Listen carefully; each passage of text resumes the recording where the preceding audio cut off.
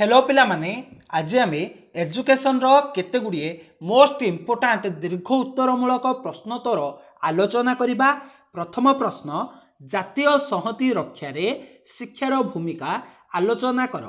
जातीय संहति रक्षारे शिक्षार भूमिका आलोचना कर। जातीय संहति प्रतिष्ठारे शिक्षा एक अतुलनीय अस्त्र अटे। यह माध्यम आजिर शिशु जो माने कि कालीर नागरिक से माने जातीय संहति उपरे ज्ञान आहरण करिथांती। शिक्षा कोमलमती छात्र छात्री मानकु सुनागरिक भावे गढ़ी तोले। देशर चारुकला संस्कृति अतीतर गौरव व परंपरा इत्यादि शिक्षा माध्यम गोटे पीढ़ी ठारू अन्य एक पीढ़ी बा वंशधर पाखरे पहुंची पारि थाए। शिक्षार्थीर चरित्र रे परिवर्तन हेबा सहित मानवीय गुणर परिप्रकाश मध्य होइथाए। मुख्यतः उपयुक्त शिक्षा व्यवस्था द्वारा जातीय संहति बा आवेगिक ऐक्य प्रतिष्ठा करा जाई परिबो। वर्तमान आमे सही उपयुक्त शिक्षा व्यवस्था गुड़िक विषय रे आलोचना करिबा। प्रथमटी हेउछि विद्यालय पोशाक। समान श्रेणी पोशाक छात्र छात्री मानक मनरु वैषम्य दूर करी एकता आनी पारे। तेणु विद्यालय रे एही पोशाक प्रचलित हेबा उचित व पोशाक मध्य मागणारे जोगाई दिया जिबा उचित। परवर्ती व्यवस्थाटी हेउछि दैनिक प्रार्थना सभा। दैनिक प्रार्थना सभा रे 5 मिनिट पई से दिनर जातीय खबर गुड़िक पढ़ी सुनाई दिया जिबा सहित भारतीय महापुरुष मानक जीवनी उपरे आलोचना जातीय संहति प्रतिष्ठारे सहायक होइथाए। प्रतिदिन जातीय संगीत गान कले जातीय संहति जाग्रत होइथाए। जाति धर्म वर्ण निर्विशेष रे समस्ते समान एकथा शिक्षार्थी को हृदबोध कराइबा आवश्यक। तृतीय व्यवस्थाटी हेउछि मुक्त मंच नाटक। विद्यालय रे प्रतिवर्ष 2 बा 3टी मुक्त मंच नाटक आयोजन करा जिबा उचित। यह कम खर्च आवश्यक करे। यह सार्थक वीर पुरुष बा महिला किंबा ऐतिहासिक घटना उपरे आधारित हेबा दरकार। परवर्ती व्यवस्थाटी हेउछि परिभ्रमण। विद्यालय रे प्रतिवर्ष ऐतिहासिक स्थान गुड़िकर परिभ्रमण पई व्यवस्था करा जिबा उचित। यह छात्र छात्री मनोभाव को सुदूर प्रसारी करी जातीय संहति आनी पारिबो। परवर्ती व्यवस्थाटी हेउछि दर्शन शिक्षा। विभिन्न महापुरुषों जीवनी पाठ्यपुस्तक स्थान पाइले सेमानकर दर्शन धर्म व आदर्श रे उद्बुद्ध होई छात्र छात्री माने देशप्रेमी होई पारिबे। परवर्ती व्यवस्थाटी हेउछि जातीय शिक्षा व्यवस्था। समग्र भारतवर्ष रे समान शिक्षा व्यवस्था जेपरि 10+2+3 प्रचलित हेले वैषम्य दूर होई संहति आसी पारिबो। परवर्ती व्यवस्थाटी हेउछि जातीय दिवसर पालन। विद्यालय रे स्वाधीनता दिवस साधारणतंत्र दिवस गांधी जयंती शिशु दिवस साक्षरता दिवस आदि पालन कले जातीय संहति प्रतिष्ठा सहज होई पारिबो। परवर्ती व्यवस्थाटी हेउछि जातीय गुरुत्व थिबा विषय शिक्षा। जातीय गुरुत्व थिबा विषय शिक्षा। प्रत्येक छात्र छात्री जातीय गुरुत्व थिबा विषय यथा जातीय पुष्प पद्म जातीय पशु बाघ जातीय पक्षी मयूर जातीय क्रीड़ा हॉकी जातीय संगीत जातीय दिवस जातीय पताका राष्ट्रभाषा हिंदी एही भली प्रभृति विषय रे अवगत हेबा उचित। परवर्ती व्यवस्थाटी हेउछि पाठ्यक्रम। विद्यालय पाठ्यक्रम रे भारतर इतिहास विभिन्न भाषा विज्ञान भूगोल कला इत्यादि संहति आनी पारे। परवर्ती व्यवस्थाटी हेउछि जातीय आलोचना। पाठचक्र आलोचना तर्क प्रतियोगिता ग्रीष्म पाठ्यक्रम जातीय समर शिक्षा जातीय सेवा संस्था जूनियर रेड क्रॉस प्रभृति कार्यक्रम माध्यम जातीय संहति प्रतिष्ठार उद्यम हेउछि। परवर्ती व्यवस्थाटी हेउछि शिक्षकंकर दायित्व। यह एक गुरुत्वपूर्ण व्यवस्था अटे। शिक्षक जने जातीयतावादी व्यक्ति हेबा आवश्यक। विद्यालय रे प्रत्येक शिक्षक जातीय चिंताधारा रे उद्बुद्ध होई निज आदर्श रे छात्र छात्री मानकु अनुप्राणित कले जातीय संहतिर संचार हेबो। वर्तमान आमे अन्य एक प्रश्नर उत्तर आलोचना करिबा। प्रश्नटी हेउछि पूर्णांग शिक्षा कोन एहार लक्ष्य गुड़िक दर्शाओ। ପୂର୍ଣ୍ଣାଙ୍ଗ ଶିକ୍ଷା କ'ଣ ଏହାର ଲକ୍ଷ୍ୟ ଗୁଡ଼ିକ ଦର୍ଶାଅ। ପୂର୍ଣ୍ଣାଙ୍ଗ ଶିକ୍ଷା ଶ୍ରୀ ଅରବିନ୍ଦଙ୍କ ଦ୍ୱାରା ପ୍ରତିପାଦିତ ହୋଇଥିଲା। ଶ୍ରୀ ଅରବିନ୍ଦ ପୂର୍ଣ୍ଣାଙ୍ଗ ଶିକ୍ଷା ଉପରେ ଗୁରୁତ୍ୱ ଆରୋପ କରିଛନ୍ତି। ତାଙ୍କ ମତରେ ସତ୍ୟର ଅନୁସନ୍ଧାନ ପାଇଁ ମଣିଷର ପୂର୍ଣ୍ଣାଙ୍ଗ ବିକାଶ ହେବା ବାଞ୍ଛନୀୟ ଏବଂ ଏହି ପୂର୍ଣ୍ଣାଙ୍ଗ ବିକାଶ ଶିକ୍ଷା ମାଧ୍ୟମରେ ସମ୍ଭବ ବୋଲି ସେ ମଧ୍ୟ ବିଶ୍ୱାସ କରିଛନ୍ତି। ପୂର୍ଣ୍ଣାଙ୍ଗ ବିକାଶ କହିଲେ ମଣିଷର ଶାରୀରିକ, ମାନସିକ, ଆଧ୍ୟାତ୍ମିକ, ଆତ୍ମିକ ଓ ଚେତନା ଶକ୍ତିର ବିକାଶକୁ ବୁଝାଏ। ଶ୍ରୀ ଅରବିନ୍ଦଙ୍କ ପୂର୍ଣ୍ଣାଙ୍ଗ ଶିକ୍ଷା ଉକ୍ତ ପାଞ୍ଚଟି ବିକାଶ ଉପରେ ଗୁରୁତ୍ୱ ଦେଇ ମଣିଷକୁ ଏକ ପୂର୍ଣ୍ଣାଙ୍ଗ ଜୀବନଯାପନ କରିବାର ଆଲୋକ ପ୍ରଦାନ କରୁଥିବାରୁ ଏହାକୁ ପୂର୍ଣ୍ଣାଙ୍ଗ ଶିକ୍ଷା କୁହାଯାଏ। ସେ ମଧ୍ୟ ସତ୍ୟର ଅନୁସନ୍ଧାନ ପାଇଁ 4ଗୋଟି ମାର୍ଗ ପ୍ରଦର୍ଶନ କରିଛନ୍ତି।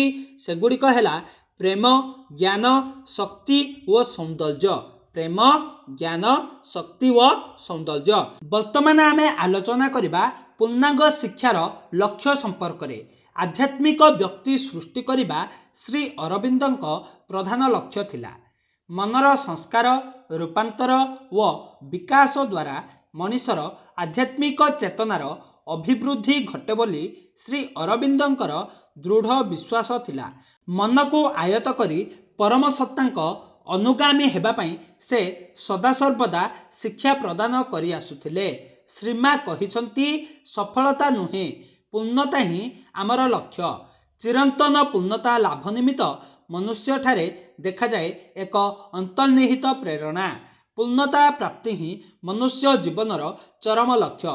ଆତ୍ମସଂଯମ ଦ୍ୱାରା ଇନ୍ଦ୍ରିୟମାନଙ୍କର ଯଥା ନାସା, ଚକ୍ଷୁ, କର୍ଣ୍ଣ, ଜିହ୍ୱା ଓ ଚର୍ମର ବାସନାକୁ ଭୟ କରି ମନକୁ ଉପଲବ୍ଧି କରିହେବ। ପୂର୍ଣ୍ଣାଙ୍ଗ ଶିକ୍ଷା ଦ୍ୱାରା ଏକ ଆଧ୍ୟାତ୍ମିକ ବ୍ୟକ୍ତି ସୃଷ୍ଟି କରିବା ପାଇଁ ଶ୍ରୀ ଅରବିନ୍ଦ ମତ ଦେଇଥିଲେ। ଶ୍ରୀ ଅରବିନ୍ଦଙ୍କ ମତରେ ପୂର୍ଣ୍ଣାଙ୍ଗ ଶିକ୍ଷାର ଲକ୍ଷ୍ୟ ନିମ୍ନ ପ୍ରକାରେ ହେବା ଉଚିତ, ଯେପରି ଦୈହିକ ମନର ବିକାଶ, ଶାରୀରିକ ବିଶୁଦ୍ଧତା ଦ୍ୱାରା ସୌନ୍ଦର୍ଯ୍ୟବୋଧ ବୃଦ୍ଧି ହୋଇଥାଏ। ତେଣୁ ଯୋଗାଭ୍ୟାସ, ଇନ୍ଦ୍ରିୟ ସଂଯମ, ବିଭିନ୍ନ ଅଙ୍ଗର ନିୟମିତ ଅଭ୍ୟାସ ଓ ସଞ୍ଚାଳନ, ଶାରୀରିକ ଦକ୍ଷତା ଓ ପ୍ରତିରୋଧ ଶକ୍ତି ବୃଦ୍ଧି ଏବଂ ଶାରୀରିକ ପ୍ରଯତ୍ନ ଦ୍ୱାରା ଦୈହିକ ବିକାଶ ସମ୍ଭବ ହୋଇପାରିଥାଏ। ପରବର୍ତ୍ତୀ ଲକ୍ଷ୍ୟଟି ହେଉଛି ଜୀବନ୍ତ ମନର ବିକାଶ। ଚିତ୍ତଶୁଦ୍ଧି ବା ନାଡ଼ୀଶୁଦ୍ଧି, ଇନ୍ଦ୍ରିୟ ଦମନ ଦ୍ୱାରା ପୂର୍ଣ୍ଣାଙ୍ଗ ଶିକ୍ଷା ପ୍ରାପ୍ତି ହୋଇଥାଏ। ଏହା ଆତ୍ମାନୁଭବ ପାଇଁ ସାହାଯ୍ୟ କରିଥାଏ।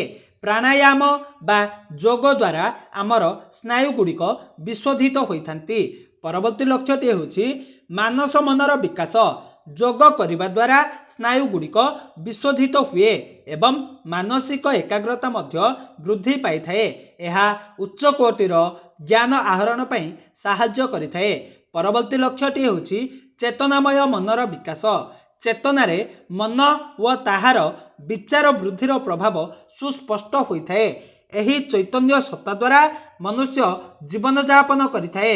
ଚୈତନ୍ୟ ଉଦୟ ହେଲେ ମନୁଷ୍ୟକୁ ସବୁ ପ୍ରେମମୟ, ଆନନ୍ଦମୟ, ସୌନ୍ଦର୍ଯ୍ୟମୟ ଓ ଜ୍ଞାନମୟ ଜଣାପଡ଼େ। ପରବର୍ତ୍ତୀ ଲକ୍ଷ୍ୟଟି ହେଉଛି ଆଧ୍ୟାତ୍ମିକ ମନର ବିକାଶ। ସଂସାରର ବନ୍ଧନ, ମୋହ, କାମ ଓ କ୍ରୋଧ ପ୍ରଭୃତି ଠାରୁ ମନୁଷ୍ୟ ମୁକ୍ତି ପାଇବା ପାଇଁ ଚେଷ୍ଟା କରିଥାଏ। ଐଶ୍ୱରିକ ଶକ୍ତି ମନରେ ଜାଗ୍ରତ ହେଲେ ବ୍ୟକ୍ତି ତାହା ଅନୁସନ୍ଧାନ କରିଥାଏ। ଏହା ଶିକ୍ଷାର ଚରମ ଲକ୍ଷ୍ୟ ଅଟେ। ବର୍ତ୍ତମାନ ଆମେ ଆଲୋଚନା କରିବା ପୂର୍ଣ୍ଣାଙ୍ଗ ଶିକ୍ଷାର ପାଠ୍ୟକ୍ରମ ସମ୍ପର୍କରେ। ଶିଶୁକୁ ପ୍ରଥମରୁ ଅନେକ ଗୁଡ଼ିଏ ବିଷୟ ସମ୍ପର୍କରେ ଶିକ୍ଷା ଦେବା ଅନୁଚିତ। 7 ବା 8 ବର୍ଷ ପର୍ଯ୍ୟନ୍ତ ଔପଚାରିକ ଶିକ୍ଷା ଦେବା ବାଞ୍ଛନୀୟ ନୁହେଁ। ତାକୁ ବିଶେଷ କରି ଗୋଟିଏ କିମ୍ବା 2ଟି ବିଷୟ ଶିକ୍ଷା ଦେବା ବାଞ୍ଛନୀୟ। ଶାରୀରିକ ଶିକ୍ଷାର ଲକ୍ଷ୍ୟ ପୂରଣ ପାଇଁ ସ୍ୱାସ୍ଥ୍ୟ ବର୍ଦ୍ଧନ, ସୌନ୍ଦର୍ଯ୍ୟ ଦକ୍ଷତା, ଅବୟବର ସୁଷମ ବିକାଶ ଓ ଶରୀର ଚେତନାରେ ସୁପ୍ତ ଶକ୍ତି ପାଇଁ ପାଠ୍ୟକ୍ରମ ପ୍ରସ୍ତୁତ କରିବା ଉଚିତ। ଏପରି ପାଠ୍ୟକ୍ରମ ଏପରି ପ୍ରସ୍ତୁତି ହେବା ଆବଶ୍ୟକ ଯାହାଦ୍ୱାରା ପୂର୍ଣ୍ଣାଙ୍ଗ ଶିକ୍ଷାର ଲକ୍ଷ୍ୟ ପ୍ରାପ୍ତି ହୋଇପାରିବ। ପାଠ୍ୟକ୍ରମ ଶିଶୁକୈନ୍ଦ୍ରିକ, ଆଗ୍ରହୋଦ୍ଦୀପକ ଏବଂ ନମନୀୟ ମଧ୍ୟ ହେବା ଉଚିତ। ବର୍ତ୍ତମାନ ଆମେ ଆଲୋଚନା କରିବା ପୂର୍ଣ୍ଣାଙ୍ଗ ଶିକ୍ଷାର ଶିକ୍ଷାଦାନ ପଦ୍ଧତି ସମ୍ପର୍କରେ। श्री अरविंदଙ୍କ मतरे शिक्षादान पद्धति निम्नलिखित मौलिक नीति उपरे पर्यवसित अटे।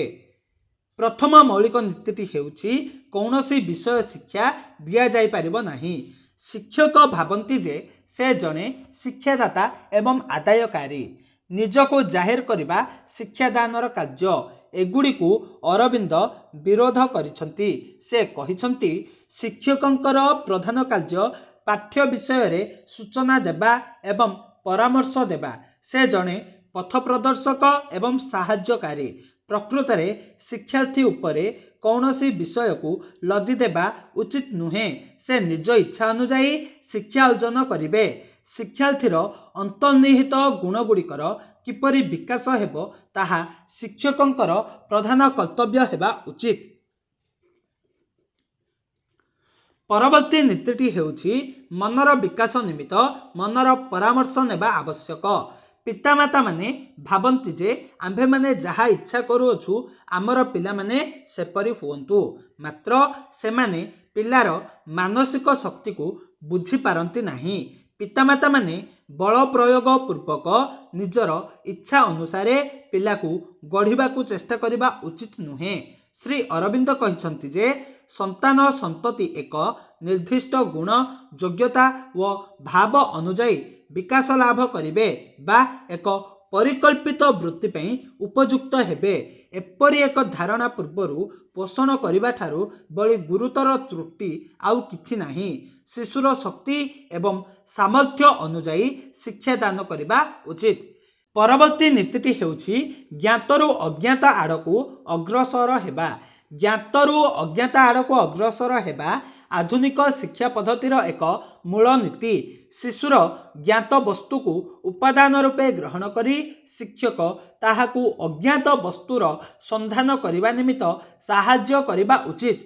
शिशुर अतीत अनुभूति वंशानुगुण परिवेश देश जातीयता आदि उपरे शिक्षा नियंत्रित हेबा आवश्यक। बहिर्जगतरु अंतर्जगत को अग्रसर करने को हेले मन उपरे किछि बलपूर्वक लदी देबा उचित नुहे। वर्तमान आमे अन्य एक प्रश्नर उत्तर आलोचना करिबा। प्रश्नटी हेउछि शिक्षण कहिले कौन बुझ। एहार स्वरूप व लक्षण आलोचना कर। शिक्षण कहिले कौन बुझ एहार स्वरूप व लक्षण आलोचना कर। अभिज्ञता व अनुभूति द्वारा व्यवहार परिवर्तन को शिक्षण कुहाजाए। यह मानवर दैनंदिन कार्यक्रम रे प्रभुत साहाय्य करिथाए। हिलगार्डଙ୍କ मत अनुसार शिक्षण प्रक्रिया कौनसी कार्यर मूल कारण स्वरूप काम करे। यह कौनसी आकस्मिक परिस्थितिर सम्मुखीन हेबा पई व्यक्तिर आचरण रे किछिटा परिवर्तन आने। एही परिवर्तन व्यक्तिर इच्छा द्वारा ही घटी थाए। यह व्यक्तिर कौनसी प्रकार सहजात गुण व परिपक्वता उपरे निर्भर करिथाए। शिक्षण मातृगर्भरु आरंभ हुए एवं मृत्यु पर्यंत अविराम भाव रे गति करि चली थाए। यह एक सर्वव्यापी प्रक्रिया। एथिपई कौनसी निर्दिष्ट स्थान काल पात्रर आवश्यकता पड़ी न थाए। यह एक चिरधावमान प्रक्रिया अटे। वर्तमान आमे आलोचना करिबा शिक्षणर स्वरूप व लक्षण संपर्क रे। शिक्षण हेउछि उद्देश्यमूलक। शिक्षार्थीर शिक्षण जेते उद्देश्यमूलक हेबो शिक्षण सेतिकी परिमाण रे त्वरान्वित व सफलीकृत हेबो। उदाहरण स्वरूप पहरिबार उद्देश्य रखी पिलाटीए पहरिबा पई उद्यम कले यह खूब शीघ्र सफल होई परिबो। अन्य काहार निर्देश रे बा अनिच्छा सत्वे पानी रे पहरिबा अभ्यास कले सेतिकी सफलीकृत होई न थाए। परवर्ती लक्षणटी शिक्षण हेउछि वृद्धि। शिशुर वृद्धि शिक्षण व परिपक्वता उपरे निर्भर करिथाए। शिशुटीए परिपक्व हेले मध्य आवश्यक तालीमर अभाव रे वृद्धि स्वयंसंपूर्ण होई पारि न थाए। वृद्धि पई शिक्षणर यथेष्ट आवश्यकता रहिछि। परवर्ती लक्षणटी शिक्षण हेउछि खाप खुआई चलिबा। जीवन रे प्रत्येक मनीष को भिन्न भिन्न परिस्थिति व परिवेश सहित खाप खुआई चलिबा को पड़ी थाए। सबु मनीष किंतु निजर परिवेश सहित खाप खुआई चली पारंती नाही। केतेक परिवेश को सामना करि न पारि जंत्रणारे छटपट हुअन्ति व आउ केतेक परिवेश सहित निजको बेस परिवर्तन कराई आनंदर मध्य चली पारंती। उपयुक्त शिक्षण माध्यम रे मनीष तार आचरण रे परिवर्तन कराई निजर परिवेश सहित खाप खुआई चलाई नियंती। एही आचरणगत परिवर्तन को ही शिक्षा कहती। परवर्ती लक्षणटी शिक्षण हेउछि सक्रिय। शिक्षण प्रक्रिया रे शिक्षार्थी जो परिमाण रे निजको नियोजित करिथाए शिक्षण ता पई सेही परिमाण रे सहज होइथाए। तेणु शिक्षार्थीर सक्रिय भूमिका शिक्षणर फलप्रदता उपरे प्रभाव पकाई थाए। सेथिपई शिक्षाविद माने शिक्षण प्रक्रिया रे शिक्षार्थीर सक्रिय अंशग्रहण उपरे गुरुत्व आरोप करिथांती। परवर्ती लक्षणटी शिक्षण हेउछि परिवेष्टनी जनित। शिक्षण हेउछि परिवेष्टनी जनित। मानव निजर सामाजिक परिवेष्टनी सहित जड़ित होई आनंदरे बंचिबा पई चेष्टा करिथाए। निजर परिवेश रे चलिबा समय रे किछि प्रतिबंधक मध्य मनीष को सम्मुखीन हेबाकू पड़िथाए। निजर बुद्धि व ज्ञान बल रे से तार प्रतिबंधक गुड़िकू दूर करिथाए। सेही प्रतिबंधक गुड़िक दूर करिबा समय रे जो अभिज्ञता आहरण करे ताहा तार परवर्ती जीवन पई सहायक होइथाए। एही अभिज्ञता को शिक्षण बोली कुहा जाए। परिवर्तित परिवेष्टनी मनीषर शिक्षण पई दायी होइथाए। परवर्ती लक्षणटी शिक्षण हेउछि दक्षता व सृजनी शक्तिर अभिवृद्धि। शिक्षा द्वारा सृजनी शक्तिर विकास घटी थाए जहा शिक्षार्थीर शिक्षण दक्षता वृद्धि कराई थाए। उद्दीपकर अनुपस्थिति रे शिक्षार्थी क्रियाशील होई न थाए एवं उद्दीपक शिक्षार्थी को क्रियाशील कराई कार्य संपादन कराई थाए।